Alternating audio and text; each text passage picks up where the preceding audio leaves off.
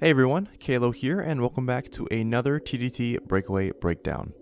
Today, we'll be looking at the match between yours truly and Novocaine, two community members brought up by Amazon to the studios for a final, friendly showdown on the pre-alpha TwitchCon build. As opposed to the last breakdown I did, which focused solely on a single round, this video will highlight essential parts in both games played in today's match. For context, the teams are made up of developers from the studio, with Nova and I as captains for our respective squads.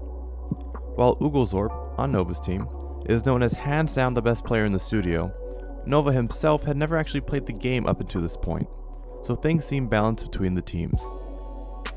With many other strong devs completing the rosters of both sides, we start a couple minutes into the third round of the first game. Until this point, the match has basically been a wash, with blue team catching red off guard with very quick pushes.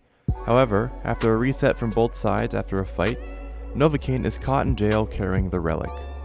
Red team quickly tries to punish him as the rest of blue hurries in as backup, but after a few traded blows, the alone on each team ults, mitigating essentially all of the damage that had just been done. The skirmishing continues, but after a slip up from Kalo, MK Ultraman is caught sticking around too long, and despite his best efforts, Bones dies trying to help him out. This allows blue to make a very coordinated push forward, giving Butterbeanie seemingly an open shot, but Kalo responds right in time to intercept the toss. He then quickly grabs and dashes it out of the danger zone, only to then use both gap closers to run away from the half-health Rollins, whom he likely could have killed. Notice a couple of things here. Two of Kalo's teammates are dead, and Uglezorp has just arrived to help end the push. If Kalo goes in on the Rollins, it's most likely that he'd be shut down by Uglezorp, or even worse, ignored by and then scored on by him. Kalo's prioritization of the objective here saves his team, and his quick loop around gives him just enough time to intercept another shot that otherwise would have likely landed in the goal. After so much time of fighting in their own base, the healthy red team does a little bit of cleanup duty, barely missing the team wipe because of the sneaky Butterbeanie, and then begins their own push. This next clip begins in the second round of the next game. Red has just lost a team fight near the blue base, with Kalo dead and most of the red team low on health. However, with some good effort from MK Ultraman's Thorgrim, the blue team is momentarily deterred while Kalo responds. Nova makes a risky decision to try pushing the relic, leaving his team without a tank just long enough for the newly spawned Kalo to force Alona's ult on one teammate. Blue starts to pull back, but Nova gets greedy here and tries again to sneak the relic. He is immediately shut down, giving red team a strong opportunity to push forward.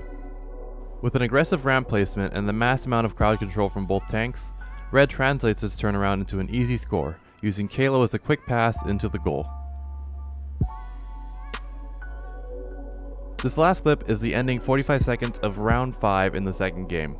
The most important factors in a close territory battle like this are 1. The relic's placement, and 2. Your team's health bars. Essentially, you want to keep your team healthy while being wary of the relic, so when the time is close to out, you have a big enough advantage to make a strong push. Kalo does a great job of playing ping pong with the blue team here, neutralizing any attempted push with his own. Unfortunately, a good Rollins ultimate from Earl Grey prevents Old Rusty Robot from doing the same, eventually resulting in his death. And after a nice ring out from Nova on the full health MK Ultraman, the territory war is decided, and blue team keeps the push going until the time runs out.